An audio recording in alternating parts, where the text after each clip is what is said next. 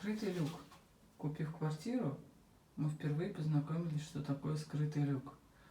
И с вопросом, а как же его открыть? Мы нажимали. И во все точки его. Никак. Подумали, ну все, попали на ремонт, что придется сколачивать плитку. Было не очень здорово иметь такую перспективу. Мы долго подумали и решили попробовать обычное такое приспособление, как вантус.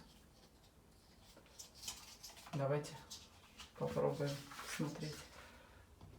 Прислоняем, зажимаем и тащим. Оп! И он открылся.